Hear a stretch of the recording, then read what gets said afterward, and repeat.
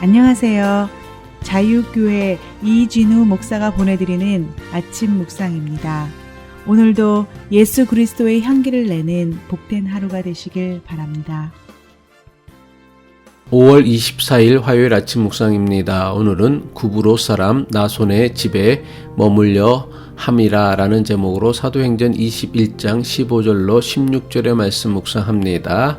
이 여러 날 후에 여장을 꾸려 예루살렘으로 올라갈새 가이사랴의 몇 제자가 함께 가며 한 오랜 제자 구브로 사람 나손을 데리고 가니 이는 우리가 그의 집에 머물려 함이라.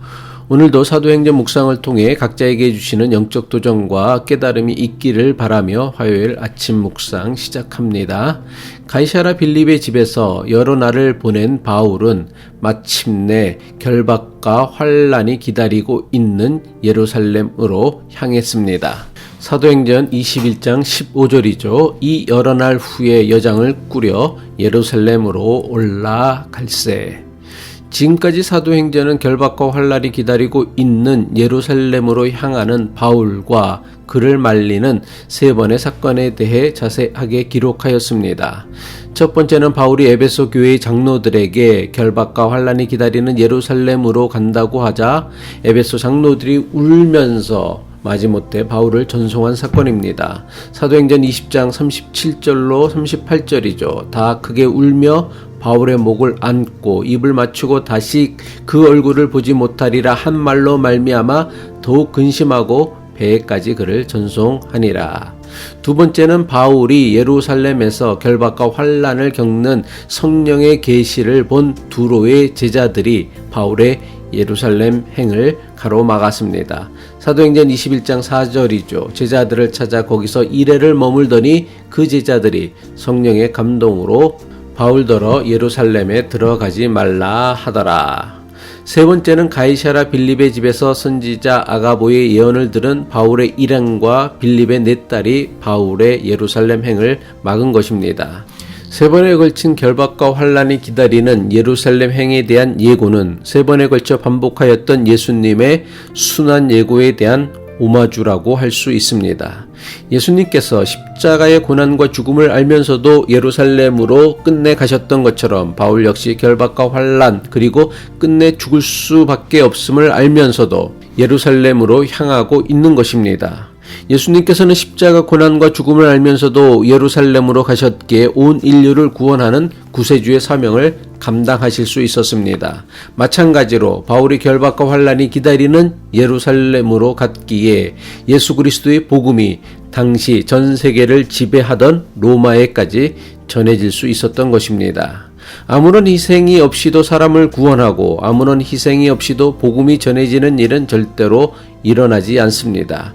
오늘 우리가 구원의 은총을 누리는 것은 예수 그리스도의 십자가가 있었기 때문이며 그 복음이 오늘 우리에게까지 전해질 수 있었던 것은 목숨을 걸고 복음을 전했던 이들의 희생이 있었기 때문입니다. 바울이 결박과 환란이 기다리는 예루살렘으로 간다고 하자 바울의 일행과 빌립의 네 딸이 바울이 가려는 길을 만류하였습니다. 이건 역시 예수님께서 고난받고 십자가에 달려 죽으려고 예루살렘으로 간다고 하시자 베드로가 예수님을 막아선 사건에 대한 오마주라고 할 수 있습니다. 예수님은 자신을 붙잡고 항변하는 베드로에게 내가 하나님의 일을 생각하지 않고 사람의 일만 생각한다며 베드로를 엄히 책망하셨습니다. 마태복음 16장 23절이죠. 예수께서 돌이키시며 베드로에게 이르시되 사탄아 내 뒤로 물러가라. 너는 나를 넘어지게 하는 자로다. 내가 하나님의 일을 생각하지 아니하고 도리어 사람의 일을 생각하는도다 하시고 베드로는 예수님을 통해 이루실 하나님의 일을 생각하지 않고 오로지 예수님을 통해 이룰 자신의 출세와 성공만을 생각했던 것입니다.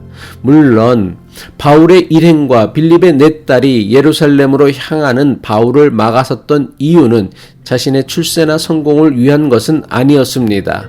하지만 본질적으로 예수님의 예루살렘 행을 가로막았던 베드로와 별반 다르진 않습니다. 하나님의 뜻, 하나님의 일보다는 자신의 생각과 뜻, 그리고 자신의 관계를 더 중요하게 여겼기 때문입니다. 바울은 일행들과 빌립의 4달의 만류에도 불구하고 가이사라를 떠나 예루살렘으로 향했습니다. 가이사라에서 예루살렘은 약 60마일 정도로 걸어서 사흘 정도 걸리는 거리였습니다. 예루살렘으로 향하는 바울 일행에 새롭게 동행하게 된 사람들이 있었습니다. 그들은 가이사라에 살던 제자들이었습니다. 사도행전 21장 16절이죠. 가이사라에 몇 제자가 함께 가며 한 오랜 제자 구브로 사람 나손을 데리고 가니 이는 우리가 그의 집에 머물려 함이라. 바울 일행에 새롭게 동참하게 된 가이사라의 제자들 가운데에 구브로 사람 나손이라는 사람이 있었습니다. 나손이 바울의 일행에 동참하게 된 이유에 대해 사도행전은 기록하길 바울 일행이 예루살렘에서 그의 집에 머물기 위함이라고 했습니다. 다시 말해 예루살렘에 집이 있었던 나손이 바울과 일행들을 자기 집에 묵게 하려고 가이사라에서부터 바울을 따라 나서게 된 것입니다. 사도행전 20장 4절에 의하면 바울이 고린도를 출발할 때에 바울의 일행은 바울 자신을 포함하여 8명이었습니다. 그리고 마게도냐 빌립보에서 누가가 합류하였기에 바울 일행은 9명으로 늘어났습니다. 거기에 또 가이사라에서 바울을 따라 나선 몇 제자를 합치면 바울 일행은 최소한 10여 명이 넘었습니다. 구브로 사람 나손은 이 많은 사람을 예루살렘에서 자기의 집에서 먹이고 재우기 위해 가이사라에서부터 바울 일행을 따라 나선 것입니다. 구브로 출신으로 예루살렘에 살고 있던 나손이라는 사람이 왜 가이사라에 있었는지, 바울과 일행을 왜 예루살렘에 자기 집에 묵게 하려고 했는지 그 이유에 대해선 아무런 설명도 하지 않았습니다. 사도행전을 기록한 누가는 이런 것들은 별로 중요한 것이 아니라고 여겼기 때문입니다. 사도행전이 굳이 나손의 이름을 기록한 이유는 하나님께서 바울이 가는 곳마다 그를 돕는 자들을 붙여주신다는 것을 강조하기 위함입니다.